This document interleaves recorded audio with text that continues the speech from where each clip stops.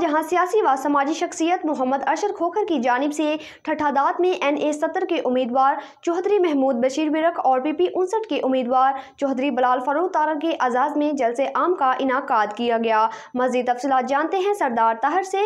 जी सरदार ताहर, आगाह कीजिएगा। बिल्कुल, मैं मौजूद हूँ इस वक्त ठठादात में, जहाँ पर आज अजीमुशान जलसे का इनाकाद किया गया।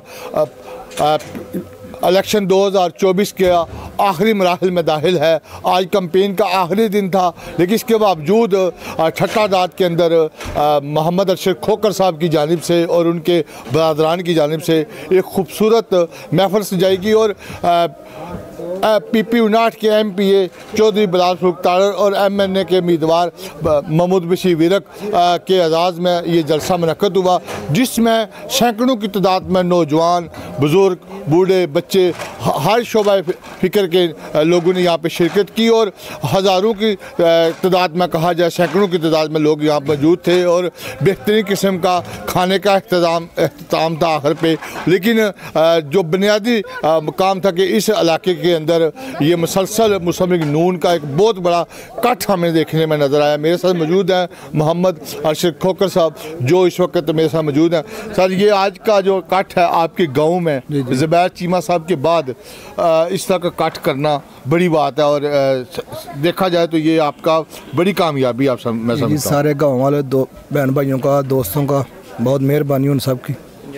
हाँ जी, उन्होंने सारे दोस्तों भरावां की बड़ी मेहरबानी है जिन्हें सानू इज्जत बख्शी है, जी इस जलसे से शिरकत की ना इज्जत बख्शी सानू। तुसी बुनियादी तौर पर सियासत कोई इस तरह एक्टिव नहीं सी पहले? जी पहला ज़ुबैर चीमा साहब मेरे दोस्त सन, वो सन, मैं उन्होंने नाल सा। ठीक हो गया। मैं सन 97 तो हाँ, 2002 जो पहले इलैक्शन लड़िया सी BT मैंबर का। ठीक हो, बंदे खिला रहा से अलहमदुलिल्लाह, इन्होंने लोगों को इज्जत बख्शी सी। उस तो बाद पीर साहब आए, पीर गुलाम फरीद साहब, उन्होंने इज्जत बख्शी सी हल्के चों। उस तो बाद अपना तारड़ साहब आए ने 18 17 भी अपना 13 विरक साहब सन, सॉरी पीर गुलाम फरीद साहब, हाँ जी पीर साहब सन, अपना विरक साहब ने अपना तारड़ साहब 18। ठीक हो गया। और इंशाल्लाह 2024 अल्लाह ताला इन्होंने इज्जत बख्शे। तुम समझते हो ਜਿਹੜੇ इस इलाके दे बड़े सारे सड़कों के काम किए ने, बड़ियां सड़कां बनाईयां सारे पिंड च माशाल्लाह। सब तो पहली सड़क जी सी ना साड़ी बनी है, मुस्लिम 18 च गवर्नमेंट आई है ना जी सब रोड साडा बनया सी।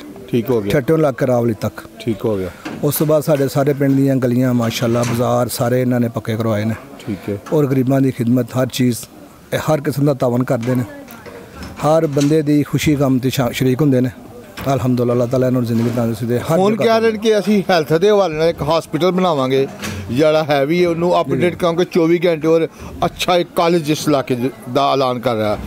हाँ जी, उन्होंने मेहरबानी नाल जिन्होंने सानू इज्जत बख्शी है, कॉलेज और हॉस्पिटल अदा किया है इंशाल्लाह। ठीक हो गया। अल्लाह ताला उन्होंने कामयाबी अदा करे तो वो साडे काम करन। ठीक हो गया। आखिर ते दसो कि 8 फरवरी नूं मुस्लिम लीग नून शेर एक दफा फिर इत्थों दाड़ेगा इंशाल्लाह। शेर फिर दाड़ेगा जी, दाड़ेगा फिर जनाब। और तुसीं की कहोगे कि 8 तारीख नूं हर तुहाडे पिंड चों लीड दे नाल जित के जाएगा? इंशाल्लाह साडे पिंड च जनाब शेर 25 साल हो गए ने मुसलसल जित रहा है। इस तो अलावा कोई और पार्टी नहीं? कोई पार्टी नहीं जीती मुसलसल, ये चौथी बार है जी। ठीक हो गया। 97 तो बाद मुसलसल शेर जितदा पिया। इस दफा तुसी अपने यार तू, अपने दोस्त तू, बेली तू कल्ले हो के इस इलेक्शन की कैंपेन कर रहे हो? नहीं, सारे कमी तो हमेशा रहेगी। उन्होंने कमी तो पूरी नहीं हो सकती, लेकिन सारे दोस्त भरा, उन्होंने बुजुर्ग सारे नाल, सारा गाँव नाल है जी। तो शेर फिर जी मेरे नाल मौजूद सन मोहम्मद अरशद खोखर साहब, जिन्हों का कहना है कि इस पिंड चो, इस यूनियन कौंसल चो हमेशा शेर ही जितया, तो एक बारी 8 फरवरी नूं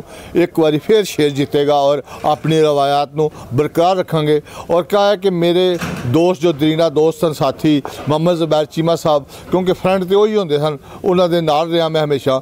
हुण क्योंकि वो मौजूद नहीं, उन्होंने यादां, उन्होंने मकसद, उन्होंने काविशां नाल लैके इंशाअल्लाह इस इलाके की इस यूनियन कौंसल की खिदमत का वो सफ़र जारी रहेगा। कैमरामैन मोहम्मद आरिफ के नाल Sardar Tahir, GT road, Gujranwala, PP 59।